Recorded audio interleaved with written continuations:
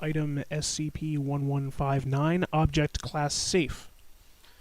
Special Containment Procedures. SCP-1159 is to be contained in a box measuring 2 meters by 1/2 meter by 1/2 meter. The box is to be kept in a climate-controlled room at all times to prevent deterioration of the wood. SCP-1159, as a note, is an infohazard, and as such, all staff should be discouraged from making any notes or other written commentary about 1159 in order to prevent data loss.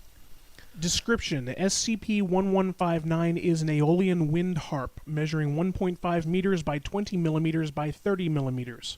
Carbon dating suggests that this wind harp is less than 200 years old. Markings on the underside of the harp indicate that it was manufactured in Herculean Greece, though no date is listed. Harps of this type are meant to be played by the wind with no human interaction. SCP-1159 will produce multiple harmonic tones when wind or some other source of air is blown through the back of the harp, causing the strings to vibrate. An example of this harmonic tone is included in Attachment 1 of this file. The anomalous nature of SCP-1159 becomes apparent when any person attempts to create any kind of written descriptions of the object. Any such attempts completely and utterly fail. It's worth noting that referencing SCP-1159 itself does not produce the effect, nor do descriptions kept in a purely auditory state, which is the reason for the unorthodox medium of this particular file. People who listen to SCP-1159 for some time often describe its music as entrancing and beautiful and such, but it is unclear whether or not this is an anomalous effect or whether the sounds produced by the object are simply high-quality harmonics. Addendum 1. SCP-1159 was first discovered in an auction house in New York. An elderly male subject mentioned to a Foundation agent posing as a customer while on standard containment patrol that he had a beautiful harp in the back of his shop. The agent asked for the price of the harp, and the subject was not able to produce one, stating that he had not had an opportunity to write it down. He did note that that was an unusual occurrence, but he said that it was certainly just an oversight on his part. After determining the anomalous nature of the object, the agent initiated a containment protocol, and SCP-1159 was recovered. Ending recording. Addendum 1159 TAC A.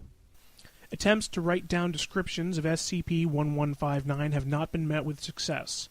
In this first test, subjects were given various mediums with which to capture description of 1159, including pens, pencils, cameras, typewriters, and computers.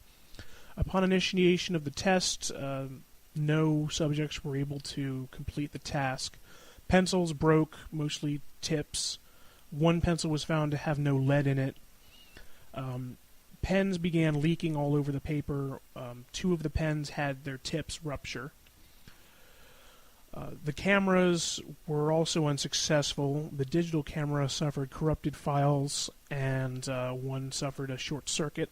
The analog cameras found that all of their film had been overexposed. The computers all suffered fatal malfunctions, and the typewriter suffered a mechanical malfunction, including a broken gear and several broken keys.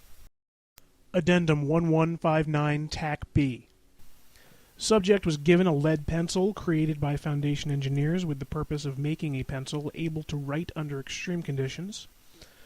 Pencil was created with lead alloy tip to prevent breaking and was wrapped in a titanium shell.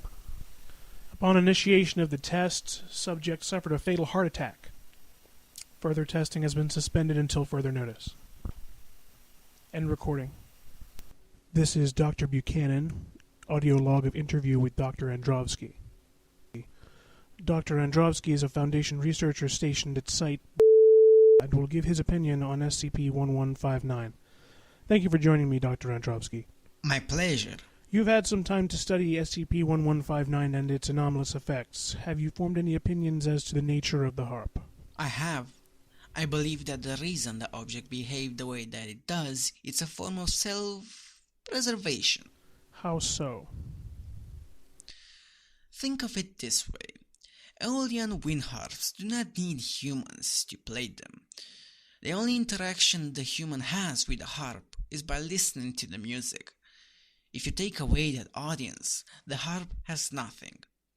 You can describe a harp with words, certainly, but the anomalous effect of the harp forces anyone who wishes to learn about the harp to learn about it auditorily.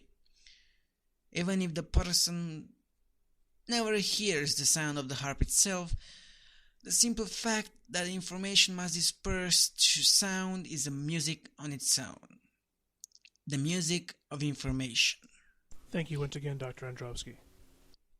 My pleasure, again.